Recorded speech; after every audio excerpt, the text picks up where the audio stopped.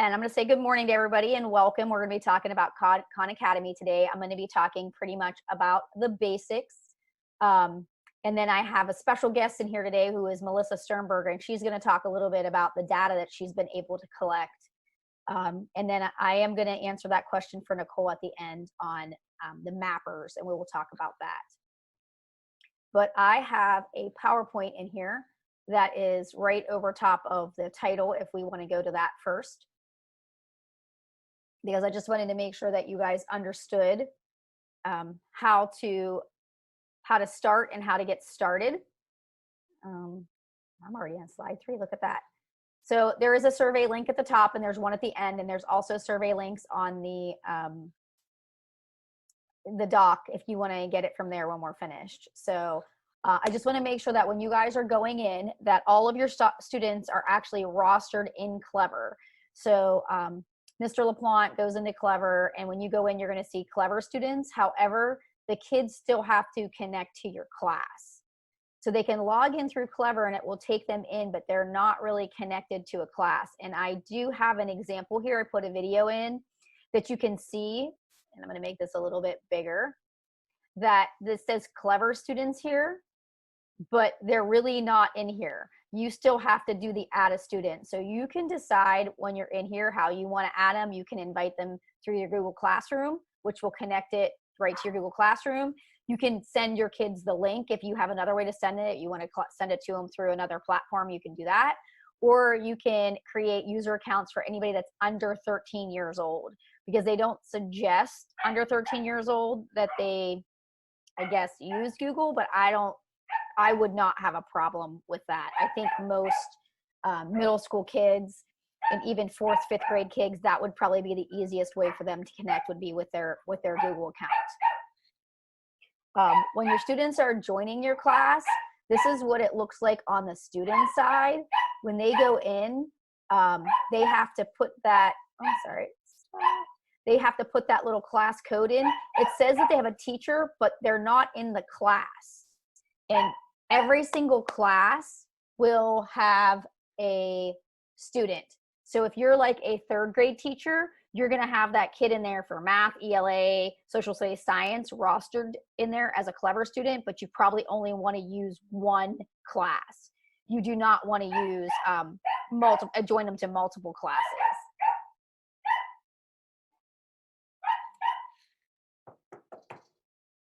Okay, so you have a couple ways to give your content to the students. And I'm going to go over this first, and then we're going to go out and look.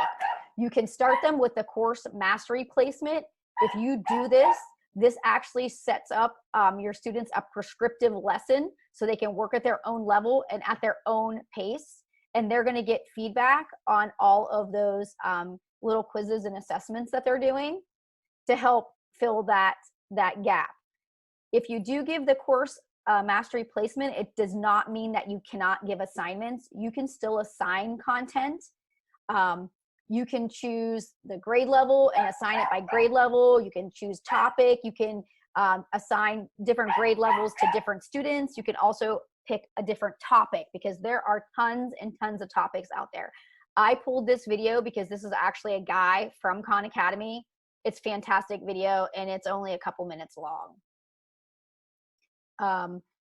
Just so you know, very tricky. For some reason, assigning assignments to your Google Classroom is not easy peasy, one step, let's just go ahead and do it.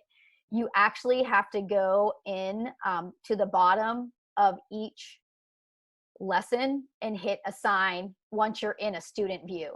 And I'm going to show you that too. It's a little bit crazy. So I'm out here in my Khan Academy account, and it shows up. I don't have any students rostered to me, so I created a class. So I have my classes here, I have my students, and it says who they are, and they're all in there. I always make sure I go over to my teacher dashboard, because sometimes when I come in, it doesn't take me to my teacher dashboard. So I just make sure that that's where I'm at. Once I click on the class that I want to go into, you can look at the overview and see what your student has done. in the last 7 days. It also has a drop down to show you last 30 days. You can custom range it. That way you can know what your students have done in a certain time period. Very, very nice. The placement course is right here. You can see you can create a goal. You can choose your course. Here's where all your courses come into play. There are tons and tons of courses that you can add in here. Biology, chemistry, physics, different kinds of math. The Eureka Math, I know some people are using their Eureka from Engage New York. There's actually lessons out here for that. If you have lower math kids in high school, you want to use the math lessons over here. There is a beta program, I have to tell you, for the ELA. So if you're ELA, you can see that they have some beta out here. It is kind of cool.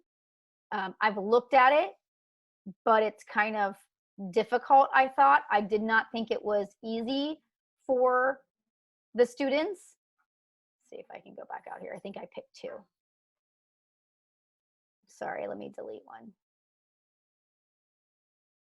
Because they can have more than one goal. See, I have 5th grade up here, so I'd have to make sure I took that off.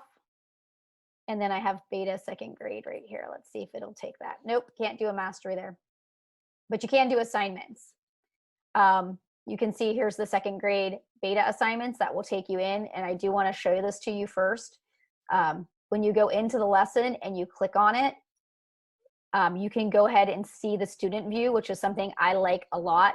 This is the view that you have to be in, just so you know, to add it to Google Classroom. Very, very strange. So here's what's out here for the students. This is 2nd grade again, and I thought this was a little bit difficult for them. And then here is the vocabulary that's out there that they'd have to go through, but I don't see any of this being read to them. So this would be, to me, very difficult. If adventure is a 2nd grade word, I definitely think they would need some help reading that. So I don't know if you would want the students to do this on their own. There is a video when they go to next steps, but this is on the concept. I did like this video. I thought it was very appropriate for 2nd grade, even though it talked about like the law. I thought it was really cute. But you guys would definitely need to go in and take a look at this, because I know some people are here for the language arts. This is the 2nd grade reading, and it was pretty long. I don't think they'd be frustrated with 2nd grade. I noticed that the text is very small too. I thought that should have been bigger, but again, this is a beta program, and I just wanted you guys to have a little bit of view on what that looked like. So I'm going to go back to my teacher. Yes. If Sharon wants to know, does it read it to them at all? Like no. The stories? No. Okay. No. Yeah, no. Not unless you had some kind of application on your computer for the students to read that, if that made sense. So you could put like an extension on if you wanted to, for the kids to read that. Now, I can tell you, if you're adding assignment courses, you can actually add as many as you want. So unless you uncheck them and take them off, all 3 of those would be assigned to your students. So I'm just going to hit save, because I just happened to have been working on 2nd grade class, 2nd grade math with those kids. Inside of here, you want to be very careful, because if you want to assign content and you check this box over here, there's 6 assignments here. But if you go down, you have to watch some of them. I mean, look, there's 70. So if I just wanted this addition, subtraction, there's 64 lessons inside of here. Make sure that you open these up and only select the lessons that you want the students to have. So like if I chose repeated addition, it picked all the lessons with the repeated addition. You can see it didn't pick the subtracting. So you can see if I picked adding 1 to 10s, then it takes all of those lessons below it for adding 1s and 10s. So just be aware when you're assigning content that you don't want to assign it a huge amount at one time. Yes. Regina asked, do we have an extension in Google Browser to read it for them, for the ELA? We do not right now. I know there are a couple out there. I'm trying to remember the names of them right now off the top of my head. I don't know if you can think of any, Rachel. I want to say it's Read and Write, but that Read it reads it. right, But yeah.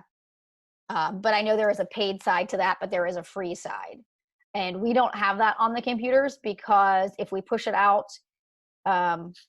usually it goes to every single browser, which means the high school kids would have all their stories read to them. So that would be something maybe that we could have students put on individually if the teacher wanted.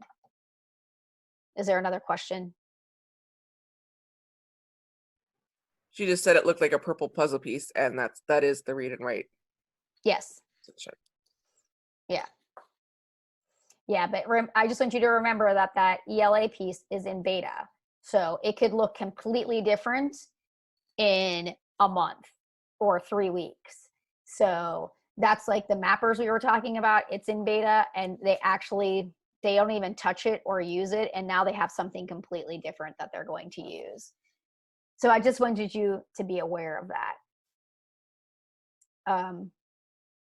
So when I go in, I'm going to go in again, I'm sorry, and I have 8 assignments. If I hit assign, you can choose different question sets for each student, which is really nice, or you can give all the same questions for each student. So one of the reasons why you might want to give the same questions to each student is if you're in a special ed class and you have a small group of students that you want to assign this to, you may want to give them the same questions. So if you're reading the questions to them, that they all are on the same question at the same time, just kind of like the error. For regular ed students, I would just use the different question sets for each student, and then you can assign them individually. You can select just one student you want to select it to assign it to. You can select more than one student, but once your students are in your class, you can differentiate and assign different content to different students. You also want to pay attention to the due date. You can see that today's the 13th. It's 2 days later. So depending on how many lessons you're assigning to them, how much content, you may want to give them a week to complete that content. So just be aware of that when you're assigning, that it's actually defaulted to 2 days later.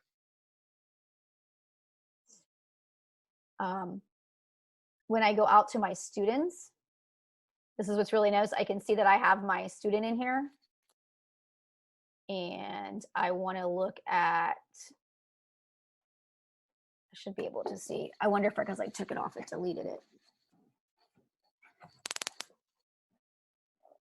Nope. I had content in there. You can see here's some of the things that they worked on. Here's 100%. These were assigned before, so you can't see them. And I'm not really going to talk about the data because I'm going to let Melissa talk about that in a little bit. But this is where you would go to see your data. And you can also just drop down at the top, which is nice, to change your students. But I did want to go back 1 second and talk about assignments. Oh, and here's the scores. This is the part that I like. So when you go out, here's the score that this student did, and it gives you the date that they did it. If you go to next, here's another one that they did, and it gives the date that they did it. So it shows that they didn't work on it in order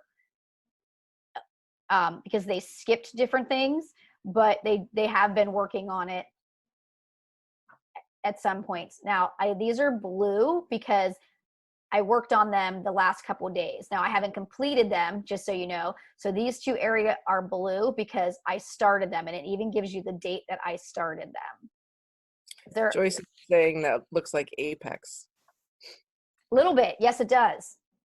Yeah, that is true. It does look like Apex's. It looks kind of like its grade book, and then or even the columns in the beginning when you assign them. The only thing is I don't think you can lock these. And Apex is really nice. You can lock the assignments and only let them on certain ones unless they get a certain score. But I can tell you in Khan Academy, they need to get an 80, I think it's an 80% to be considered passing. I think it's 80. If I'm wrong, I think Melissa might be able to correct me, but I'm almost positive it's an 80%. And you can see I have this at all time.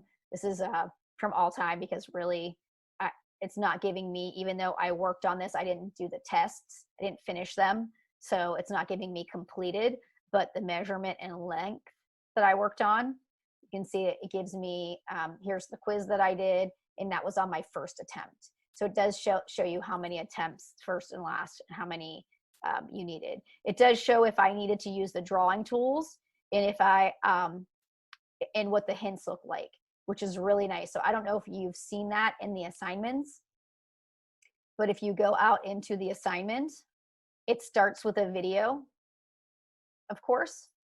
So the kids watch a video, and there is a transcript, which if they need to follow along and read, they can do that.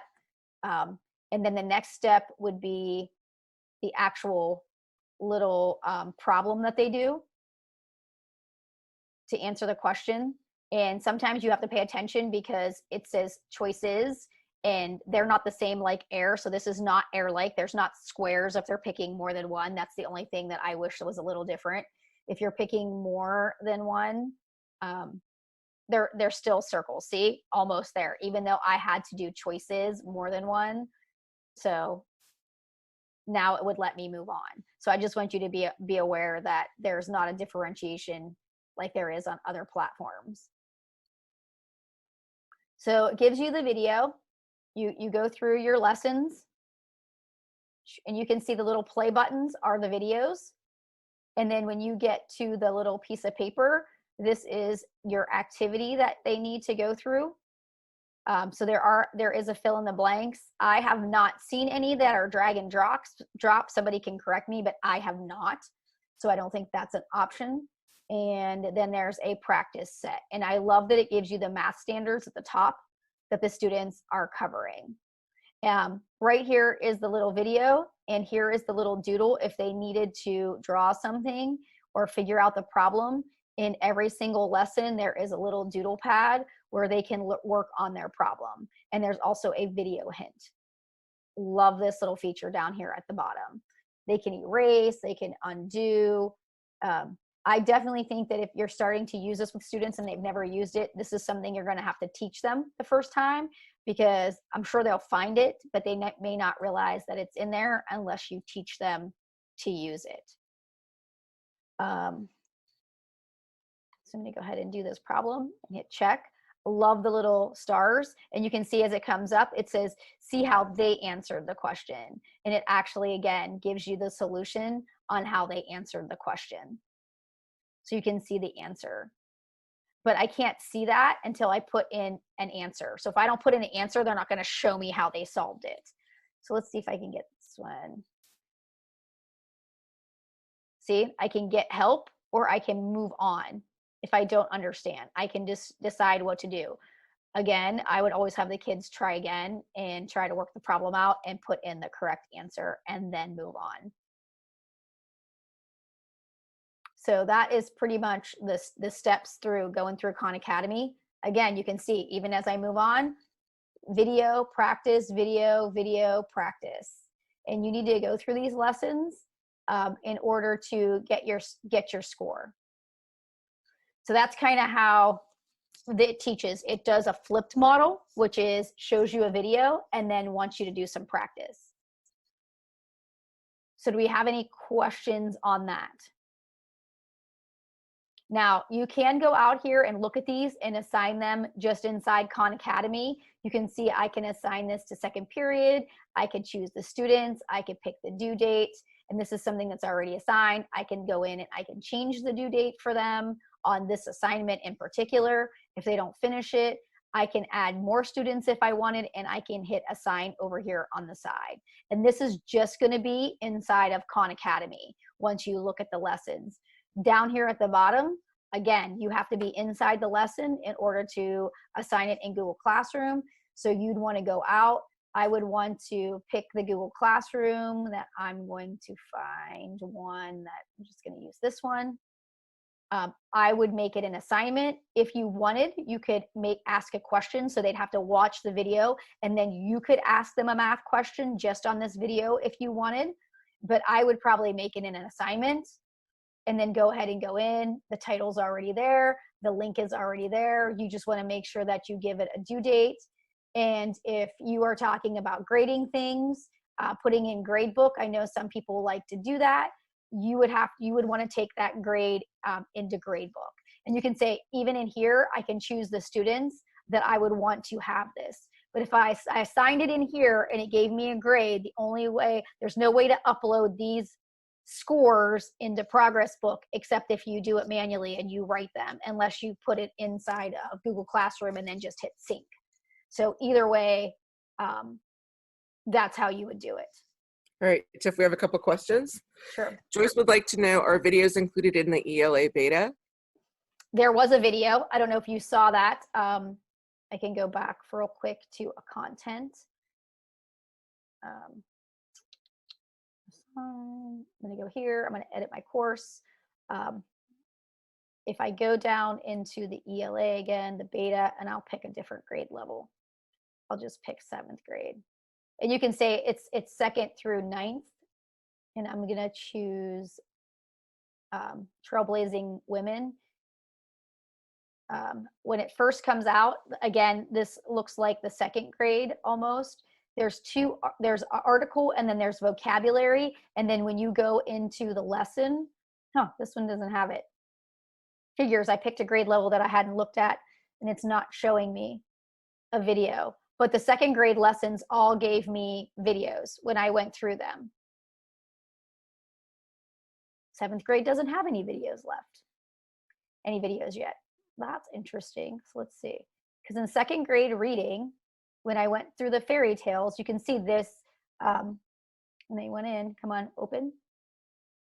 And I went to next lesson. Here's the video on the concept. The concept is text for evidence. And that's where I started, even using context clues. So all of the lessons that I found in 2nd grade, I had to look at 7th, which is my bad. I should have went and looked at 7th grade. They all had videos inside of there with practice for the content. So again, that's in beta, and I'm sure a lot of that is going to change, but I did want you to know that it's out there and just keep your eye on it. I'm sure it's going to get better because that's what Khan Academy does. And it still has that writing tool. So if they needed to write something at the bottom, if they were trying to figure it out, they would still have that writing tool even in the ELA. Is there another question? Yes, Pam asked, can assignments be printed out in order to put work samples into the data binder for special ed? That's a good question. I'm not sure about that. I've never tried to print these out. Does anybody know the answer to that uses this? I know Melissa's in here. She may or may not know. I don't know because we didn't use it for data binders. We've used it as we saw they needed remediation. So. Okay. So I'm not sure about that. I know that on the teacher side, it gives you the questions that you could see. Make sure. Regina Yes. asked, or she suggested actually, using the snip tool to take images of their work. You could. I think in the score side too, I think if I drill down in there, if you wanted this, I think if I go in, I don't know if it'll do, but it doesn't do every question. It only gives me one at a time. I thought there might be a way to print all their answers at one time to see them in one place. But when I go to scores, there's not, I don't have any other data in there right now. So maybe we can take a look at that and see if you can print them, if you wanted their data on what answers they put in there. You might be able to print that page if you just do a page print.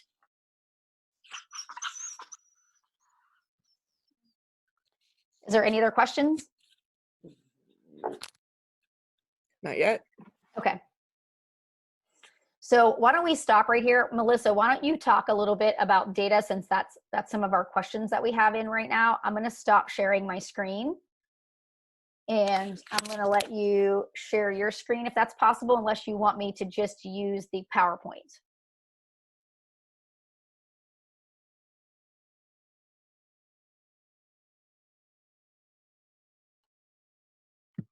I hadn't logged into Khan Academy, but I can do that. Okay. So I'm going to pull up right now. I have the PowerPoint up right now. And Okay. this is kind of what she sees. I wanted you guys to know that. So you can see when she sees scores, she sees the student's name, and then you can see how these all show what they've worked on. And the video even has a check mark that shows that they watched the video. So it shows what score they received, and if it was a video, and if they watched the video. So across the top, it gives you all of those answers in the scores area of assignments. Are you going to share that with us? Oh, I'm sorry. Well, on my screen, it is shared. No. Kidding. Sorry about that. Yeah, so in the data slides right here, sorry. This is the scores tab, and this is what Melissa would see, the students' names, and then you can see it shows you the assignments at the top, and then it shows you if it's a video, and then if they watched the video. So these students didn't watch the video, and strangely enough, they didn't do well on the math problems. So then you can have conversation with those students about, you know, why didn't you watch the video? Because you didn't understand the concept to complete the work. So just a very interesting piece of data. Here you go, buddy. Thank you. You're welcome, buddy.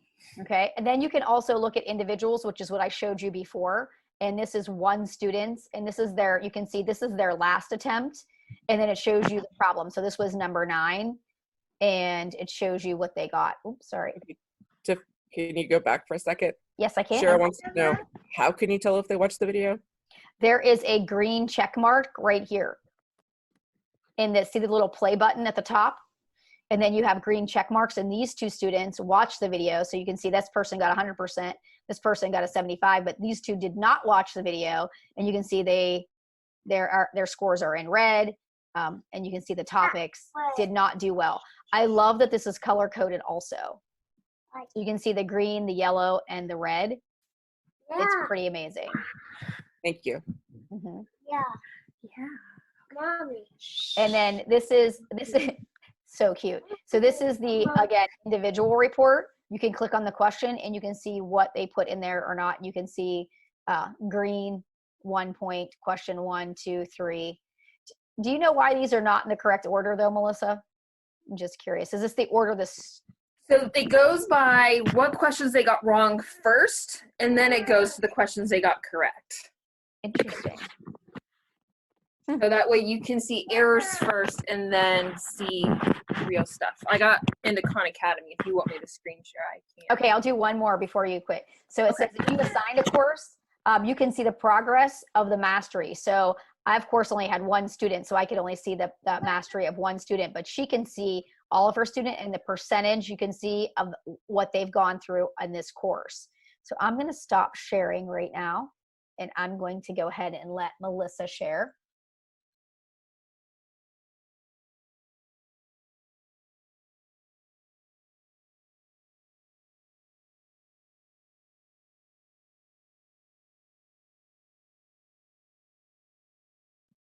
All right, let me switch classes. This was my one class. We didn't do as much in this class. Careful, buddy. So this is the class that you just seen on the slide. So the way I chose to do it was I kind of went in and assigned them stuff based upon skills that I was seeing they needed to practice. And so like you can see like ones that made attempts, ones that didn't make any attempts. And so like she was saying, you could, so like the 75%, if you hover over it, you can even see like view report and just quickly get to that report for that student. If you wanted to see something specific, I accidentally clicked on the 100% one, trying to watch a toddler at the same time.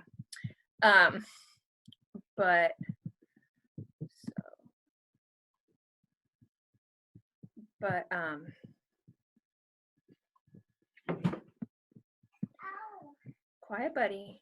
Yeah.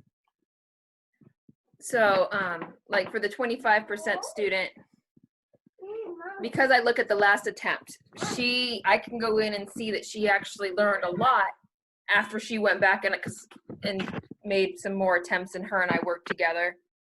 But her first attempt is what the 25% was. So that particular report shows their first attempt by the way I had chose to have it report out. But then it is nice to be able to click and see the different problems. And I do like, at least for math, that we can reveal the answer on things for like the equals, even though I knew what it was. Because sometimes, I'm trying to remember an assignment that it was, which one was it? I want to say it was. So in other words, when you're looking at the report for the student, it doesn't have the correct answer. It just shows you what's wrong. So then you can hit reveal answer and it shows me the correct answer that they should have put. Right. So like, I went and did another one. So like I can hit reveal answer. And what I was doing is I would use this in my data conferences too. So like I would hide it and we would talk about why did they get it wrong? Because I had them keep a journal, and that way we could talk. That way they would had to show their work on solving the problems, because this particular class had a lot of IEP students. So then we would use the journal more for their work because it was easier to get the data that way for them, for their IEPs. And so we would data conference like about what they got wrong, what they got right, and then be like, okay, well, I see you got 8, and reveal the answer like to them as what they could have done. So we would do that during data conferences.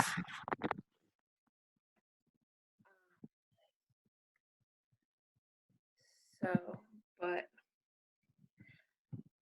but yeah, so I don't know. I know some of them, at least in geometry, were tricky, and I'm trying to remember. Some of them in the geometry do have drag and drop, and it was actually, yeah, like this was a drag and drop one where they had to drag up and down a bit of what was going on. So it all depends on the subject and how long they've had the subject for how much they have. This one they were trying to figure out like the most correct definition, which is good for, especially for geometry on air.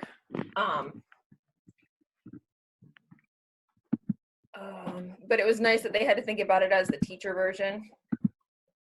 And so there was one though that I forget what it was, but it was tricky in the respects that you didn't get it exactly where they wanted it. The students were getting marked wrong, but when you look at it, you're like, oh, that was right. So there are a few things that if you don't really try some of the activities first, your students are going to get very frustrated. Aki, okay, thank you. You're welcome, buddy. So, but I loved the check marks for the videos the most, because like specifically like this one student that watched the videos, for the most part, she did great. And so like even here at 86% and how it's all color coded with red, green, and yellow, I found just very helpful. And on my particular one, because everyone started it, they do turn blue except for the video. The only way you know if they've done the video or not is if you get the green check mark if they've watched it. So, but then let's go back. But Melissa, how long are the videos? usually like 4 minutes, not very long at all. Because why would so many students not watch it? My students were in an intervention class that I was doing this in, and they were really mad they were there. So they didn't see the point of doing the videos, and they didn't believe me that they were getting a grade simply for watching the videos. So they didn't do so good. And then we got Imagine Math, and so then I switched them to Imagine Math. So. Okay, thank you. You're welcome. I definitely think she probably had a lot of conversation with those students about not watching the video and the scores that they received, though. Yeah, there was lots of conversation, and a lot of them were like, I don't need to learn this, I can do it. And then but if you also notice, I had plenty of students who just didn't even do anything. So, like, the student had done nothing because she felt like she didn't need to. She felt like she knew math, so she didn't need to learn anything. So, but then like going back to the placement, I didn't actually set a goal for my students because I was choosing to go in and assign them content specific, like based upon the standards we were working on. But it's still because I assigned them a course, kept track of the course progress. Reptiles, okay. And so, but I did like how you could see like where the students were progressing along in the courses. Okay. Here. Anything else you want to see while I'm looking at reptiles? No, yeah, I know. So my question is, can you click on those purple units? If you click on those, does it take you out? Oh, it sure does. And can you scroll down below those at all? Yeah, so like I clicked on one that didn't have any unit mastery. Let me click on this one. Okay. So like you can see like proficient, mastered. So it really gives you a lot of data without even having set the goal. So if you click on the skill on the left, does it give you the names of those students? So the skill. So like the draw. Yeah, So like, yeah, I can see the students that did it. gotcha. And then you can even click assign. And I usually chose to assign a different set of questions for each student because it would use a lot of the math ones have like 40 questions that you could potentially get, and then it picked them like 7 questions. So Very nice. So then if you see that you have students that have not started it or not attempted or are not familiar, you can reassign that content.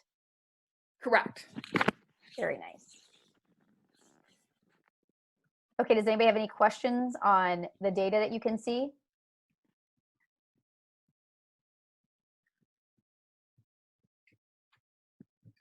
Nope. Okay, I can go ahead and take it back if you want. Stop sharing.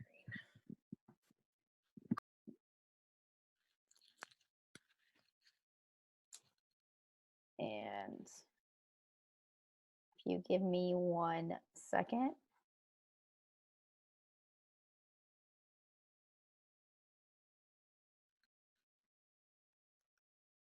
Okay, so up on my screen right now, you can see I have the mappers. There's a question about this, and you can see it says khanacademy.org/mappers. There isn't really a way to get through Khan Academy because this was a beta program that they have. What you can do is you can put your NWEA scores in here. You can see NWEA maps test scores to generate your students' recommendations. It always comes up with you first, and then it goes into your students. So you have to choose the class first, and then you can pick the score. So you can see I went in and I filled in some scores right here. When the student retakes the test in the winter, you would have to enter new scores. You would have to put the scores in there of what they got on the math test. And if you don't know where to find those scores, it actually gives you a little, where do you find your scores inside of there. So you can go ahead and you can just type them in. So I'm just going to put a 176 because, yeah, I've improved.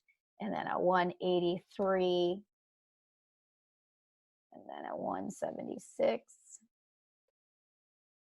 And a 184. And then it will show you recommendations that this student should have. And then you can set them up for your class of what they should do. I'm sorry, I clicked on them. Oh, there it is. So then they can go in and you can go into the geometry for that level and you can see that this is a practice. And then you can go in and you can assign that to that student, that this is something that student needs to work on because that was the score that they received on the map. I know Nicole was talking about this a little bit. Nicole, do you want to add anything to this? what you like about this, but I can tell you that this will probably always be there as a beta program. And you also have to go over here on the left and you need to choose what you want to work on. If you want order of operations, the left is like your menu button to take you where you want to go for your standards. So you can just go to the left and assign those to the students however you want. Joyce says, is this more math oriented than other core subjects? Well, if the mapper is basically for math only and NWEA, it's tied to NWEA, the mappers. It is only math. Now, I believe, but I'm not sure because I haven't really seen it yet. It may be different with the new platform that NWEA has, but again, I don't even know when it's coming out or what that looks like, which will automatically link. The data will actually automatically be uploaded, and then the students will automatically be set at a certain level. Nicole says her students like the videos that are also in there to review. Yeah, that it's really nice. But that's how you can use your NWEA scores, and you can see that this was, again, a beta program. So this is for the 6 and up. You'd have to just put your scores in. So even for your high school kids, there's not one for geometry because, again, this was a beta program, but that's inside there. Now, there's also a parent dashboard inside of here that if you wanted to connect your parents to this, they could go in and you could add your child, and you can see that I kind of linked to this is my child. So as a parent, if I go in, I can see what my student has done, what's the progress they've made. And you can see that they're moving the missions again to missions. And then it gives them their mastery right here, how much they've done, but that's in a parent account. So there's all kinds of information in here for the parent side. If you wanted them to go in and get connected, you can just go right in, and it gives you letters and gives you resources on how you can get them signed up for your parents, because I know we don't know what our remote learning looks like in the fall. So you might want to have your parents go in and create an account and share this site with them. That's what they'll do, or print this out for the parent to see how they can sign up to see what their child is doing. Because you don't know, the parent might be working during the day and the kid's like, yeah, I'm doing my work, and they're not doing anything, and the parent wants to know. This is where the parent would go to create an account to connect with their child. So that's a really nice piece too. Yes. Sorry, we have a question and a couple comments. Regina wants to know what's the highest grade level for the ELA beta right now? I believe I saw 9th grade. That was what I saw. But if you go out to courses, you can scroll down. It's 9th grade reading. Thank you. Mm-hmm. And then Heather says, wow, there's some nice lessons for middle school social studies.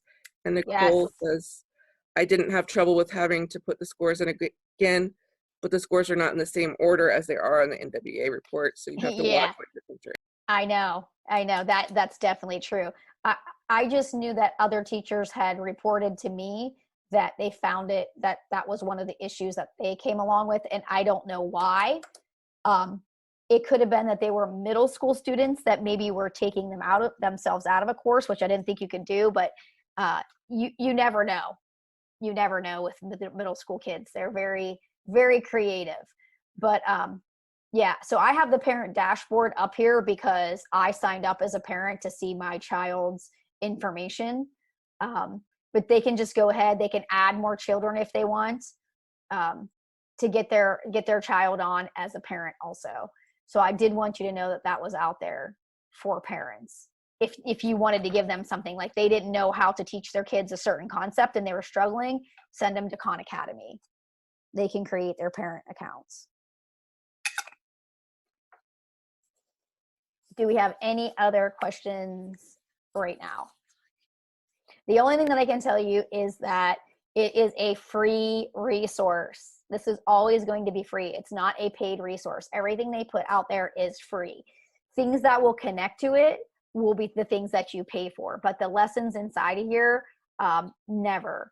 Also, if you have students that are using an iPad, you would need to have the app on there to give to your students, but they would go through it the same way. Just for information, I don't know what grade levels are out there, but you can see the math goes all the way down to a preschool level.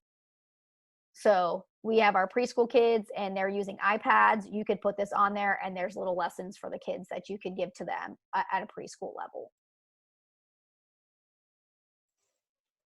What's really nice is they have a Khan Academy teacher training area. So if you wanted to go out, just make sure you pick the US, not India. So that way you can go into the guide, and if you wanted to know any more about it, they definitely have, if you're a high school teacher, I'd suggest the SAT practice.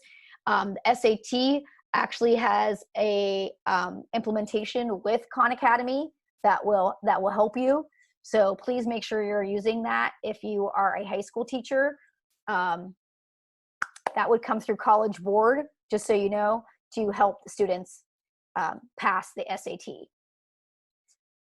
Because I'm pretty sure we're still giving the SAT for free.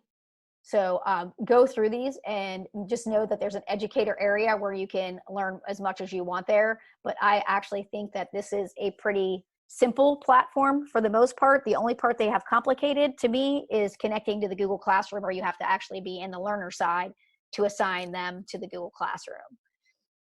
Other than that, I think it's a very simple dashboard. I think it's pretty simple to look at the data that you want to see with your students. So I don't know if there's any more questions. I just wanted to make sure I covered those areas, that there was the teacher dashboard out there that they could get some information from. No more questions yet. Okay. Well, I hope this was helpful for you. And I have my fingers crossed that we're going to be getting the platform that connects to NWEA whenever that comes out, but we will see. Hope and wish and pray. But if there's no more questions, I'm just going to, oh, I saw my little chat box light up. Is there a Gail question? says, have you used but not in depth? Oh, she has used it but not in depth, so she thanks you. Oh, you're welcome. Yeah, and I don't get scores, so I'm very thankful to Melissa Sternberg again for her sharing the information that she had for her students and what you can see as a teacher. So it's pretty cool. I definitely recommend this as an intervention piece if you have not thought about it for math.